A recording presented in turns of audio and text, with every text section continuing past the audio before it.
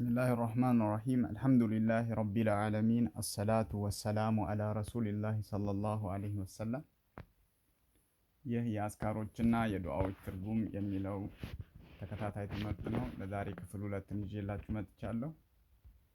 ርዕሱ እንደምታዩት የዱዓ ምንነት ይላል።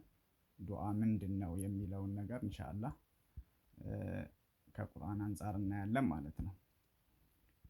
ዱዓ የሚለው የአረብኛ ስም ነው። ይሄ የተራባው ዳአ ከሚባለው የአረብኛ ግስ ሲሆን ትርጉማቸውም ዳአ ማለት ጠራ ማለት ነው። ዱዓ ማለት ደግሞ ጥሪ ማለት ነው። አላህ ሱብሓነሁ ወተዓላ በቁርአን ዱዓ የሚለውን ቃል በሶስት መልኩ እየቀያየረ ቃላቶቹን እየቀያየረ በተመሳሳይ ትርጉም ይጠቀማል። እነሱም ዱዓ፣ ሁለተኛው ደግሞ ዳዕዋ፣ ሶስተኛው ደግሞ ዳዕዋ በሚል በእነዚህ የአረብኛ ቃላቶች እየቀያየረ በተመሳሳይ ትርጉም ይጠቀመዋል ማለት ነው። በተጨማሪም አላህ ሱብሓነሁ ወተዓላ በቁርአን ዱዓ የሚለውን ቃል ሶስት የተለያዩ ትርጉሞች ሰጥቶ ተጠቅሞታል። ዱዓ የሚለው ቃል ቁርአን ውስጥ ሶስት ትርጉሞች ነው ያለው። አንደኛው ዱዓ ልመና ወይንም ጥያቄ፣ አላህን የምንፈልገውን ነገር መለመን ማለት ነው። ሁለተኛው ዱዓ ጸሎት፣ ኢባዳ ማድረግ ማለት ነው። አላህ ዱዓን ኢባዳ በሚል ተርጉሞታል። ረሱል ሰለላሁ ዐለይሂ ወሰለም ዱዓ ኢባዳ ነው ብለዋል። እንደውም ዱዓ የኢባዳ ዋና አስኳል ነው ብለዋል። ሶስተኛው ደግሞ ዱዓ ሰዎችን ወደ አላህ መጥራት ዳዕዋ በሚል ተጠቅሞታል ማለት ነው አላህ ሱብሓነሁ ወተዓላ። ሶስቱንም አሁን በቁርአን ምሳሌዎች እንይ። አላህ ሱብሓነሁ ወተዓላ ዱዓ ልመና በሚለው ትርጉም ማለት ነው በሱረቱል በቀራ በዚህ አያ ላይ ሲናገር ወኢዛ ሰአለከ ኢባዲ አኒ፣ ባሮቼ ስለኔ በጠየቁ ሰዓት ያ ረሱላላህ ፈኢኒ ቀሪብ፣ እኔ ቅርብ ነኝ በላቸው፣ እኔ ቅርብ ነኝ በላቸው። ኡጂቡ ዳዕወተ ዳኢ፣ ኡጂቡ እመልሳለሁ፣ ዳዕወተ ጥሪን ልመናን፣ ዳኢ የለማኝን ልመና፣ ኢዛ ዳአኒ በለመነኝ ጊዜ እመልሳለሁ በላቸው፣ ቅርብ ነኝ በላቸው። ስለዚህ ለምኑኝ። ሁለተኛው የዱዓ ትርጉም ደግሞ ጸሎት ወይንም ኢባዳ በሚል አላህ ተርጉሞታል። በዚህ በምታዩት በሱረቱል ጋፊር አያ ወቃለ ረቡኩም ይላል አላህ፣ ጌታችሁም አለ ኡድኡኒ ለምኑኝ፣ አስተጂብ ለኩም እቀበላችኋለሁ። ከዛ በኋላ ምን አለ አላህ? ኢነለዚነ የስተክቢሩነ፣ እነዚያ የሚኮሩ አን ኢባደቲ፣ እኔን ከመገዛት ቢማዕና አን ዱዓይ፣ እኔን ከመጥራት እኔን ከመለመን የሚኮሩ። አያችሁ፣ ዱዓን በመጀመሪያ ኡድኡኒ ለምኑኝ ብሎ እንትን አለ ተናገረ። ከዛ ለምኑኝ የሚለውን በኢባዳ ቀይሮ እነዚያ እኔን ከመገዛት አን ኢባደቲ ብሎ አን ዱዓይ፣ እኔን ከመለመን እኔን ከመገዛት which is ዱዓ አንደኛው አላህን የመገዣ መንገድ ስለሆነ ማለት ነው። ሶስተኛው ደግሞ ዱዓ ዳዕዋ በሚል ቃል ወደ አላህ መጣራት በሚል ቃል በዚህ በሱረቱ ፉሲለት አያ አላህ ምን ይላል? ወመን አሕሰኑ ቀውለን ሚመን ዳአ ኢለላህ፣ ወደ አላህ ከጠራ ሰው የበለጠ ንግግር ያማረ የማን ንግግር አለ ይላል። ወአሚለ ሳሊሃ፣ መልካምን የሰራና ከዛ ወቃለ ኢነኒ ሚነል ሙስሊሚን፣ ከሙስሊሞች ነኝ ካለ ሰው የበለጠ ከዚህ ሰውዬ የበለጠ ንግግር አለ ወይ ብሎ አላህ ይናገራል ማለት ነው። አላህን ስንለምን ዱዓ ስናደርግ እንዴት መለመን እንዳለብን አላህ በቁርአን ያስተምረናል። አንደኛው በሱረቱል አዕራፍ ምን ይላል? ወሊላሂል አስማኡል ሁስና፣ ለአላህ መልካም ስሞች አሉት ይላል አላህ። በቁርአን አላህ የዘረዘራቸው ስሞቹ መካከል ማለት ነው አርራህማን፣ አርራሂም፣ አልጋፊር፣ አሰሚዕ፣ አልረዛቅ፣ አተዋብ፣ እነኚህም ስሞቹ ማለት ነው። ስለዚህ ፈድኡሁ ቢሃ፣ በእነኚህ ስሞቹ ጥሩት። አላህን ስትለምኑ መለመን ከምትፈልጉት ጉዳይ ጋር የሚያያዘውን የአላህ ስም እየፈለጋችሁ ከምትለምኑት ነገር ጋር በዛ ስሙ ጥሩት። የአላህን ምህረት የሚፈልግ ሰው ያ ገፋር፣ አንተ መሀሪ ሆይ ማረኝ። የአላህን ርዝቅ የሚፈልግ ያ ረዛቅ፣ ተውበት የሚፈልግ ያ ተዋብ እያላችሁ በእነኚህ ስሞች እየጠራችሁ ለምኑት ይላል። ሌላኛው ደግሞ ስለ ዱዓ አላህ ከነገረን መስፈርቶች መካከል ኡድኡ ረበኩም ተደሩአን ወኹፍያ ይላል አላህ። ጌታችሁን ኡድኡ ረበኩም ጌታችሁን ለምኑት፣ ተደሩአን ተናንሳችሁ ዝቅ ብላችሁ ለአላህ በኩራት ሳይሆን ያ ረቢ ብላችሁ ተናንሳችሁ፣ እንዲሁም ደግሞ ወኹፍያ ተደብቃችሁ በድብቅ ከሰውም ተሸሽጋችሁ ማለት ነው። ሶስተኛው ደግሞ ወድኡሁ አላህን ለምኑት ኸውፈን ፈርታችሁት ለአላህ ከክብር ጋር ከውዴታ ጋር የሆነ ፍራቻን በልባችሁ አሳድራችሁ፣ እንዲሁም ደግሞ ወጠማአን ከጅላችሁትን የምትለምኑትን ነገር እንደሚሰጣችሁ ተስፋ እያደረጋችሁ። ሌላው በተጨማሪ አላህ ሱብሓነሁ ወተዓላ በቁርአን ነቢያቶች ያደረጓቸውን ዱዓዎች በመጥቀስ ስለ ዱዓዎች የሚያስተምረን ነገር አለ። አንደኛ መካን ሆነን ልጅ ሳይኖረን እንኳን ብናረጅ ማለት ነው፣ መቼም ቢሆን አላህ ልጅ እንዲሰጠን ዱዓ ከማድረግ በስተርጅናም ቢሆን ተስፋ እንዳንቆርጥና በስተርጅናም ቢሆን ልጅ እንደምናገኝ አላህ ሱብሓነሁ ወተዓላ የነቢዩላህ ኢብራሂም እና የነቢዩላህ ዘከርያን ዱዓ በመጥቀስ ያስተምረናል ማለት ነው። ነቢዩላህ ኢብራሂምም ነቢዩላህ ዘከርያም ሁለቱም መካን ሆነው ልጅ ሳይኖራቸው ሸምግለው ነበር። ግን ሸምግለውም ዱዓ ከማድረግ አላቆሙም ነበር አላህ ልጅ እንዲሰጣቸው። ከዛ በስተርጅናቸው አላህ ሱብሓነሁ ወተዓላ ልጆች ሰጣቸው። ስለዚህ እነኚህን ዱዓዎች አላህ ምን አድርጎ ቁርአን ውስጥ አስቀመጣቸው? ልጅ የሌላቸው መካን ሰዎች ተስፋ ከማድረግ ዱዓ ከማድረግ ተስፋ እንዳይቆርጡ።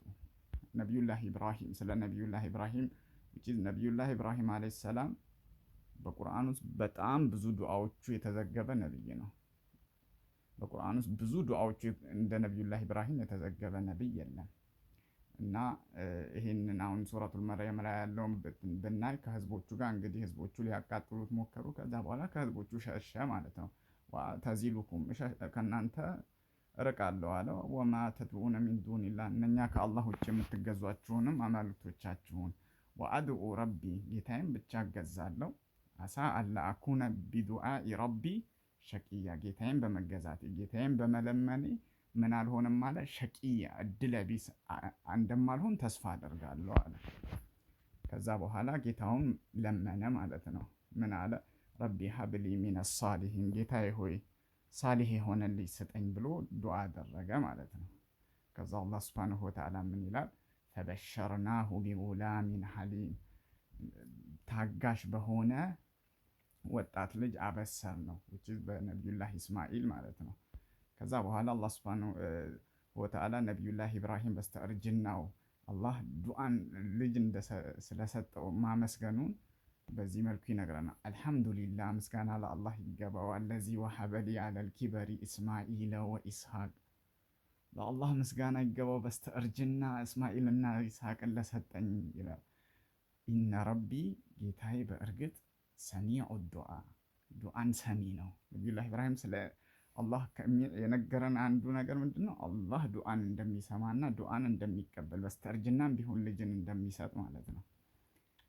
ከዛ ነቢዩላህ ኢብራሂም ደግሞ ሌላ ዱዓው ደግሞ ረቢ ጀዐልኒ ሙቂመ ሰላ ጌታዬ ሆይ ሰላትን በአግባቡ ቀጥ አድርጌ የምሰግድ አድርገኝ፣ ወሚን ዙርየቲ እንዲሁም ከዝርያዎችን ረበና ወተቀበል ዱዓ ጌታችን ሆይ ዱዓዬን ተቀበለኝ።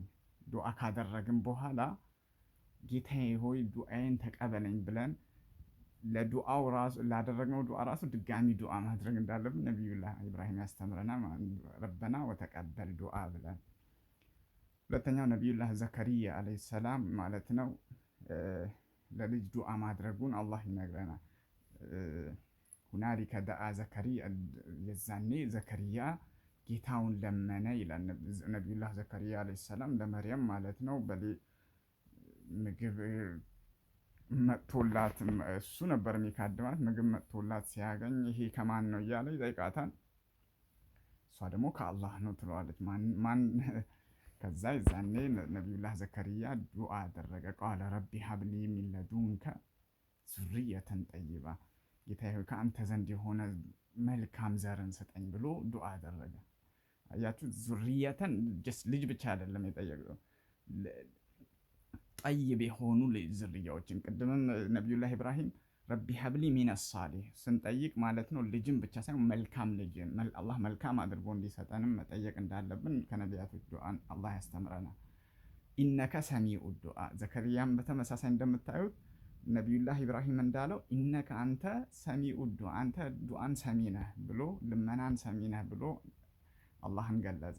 ቃለ ረቢ በሱረቱ መርየም ደግሞ ጌታዬ ሆይ እኒ ወሀነል አዝሙ ሚኒ እንደምታየው አጥንቴ ደክሟል፣ ወሽተዐለ ረእሱ ሸይበን እንዲሁም ራሴ በሽምግልና ሸብቷል፣ ወለም አኩን ቢዱዓኢከ ረቢ ሸቂያ ነገር ግን አንተን ጠርቼ ግን ማነው እድለቢስ እንደማልሆን ማለት ነው ተስፋ አደርጋለሁ።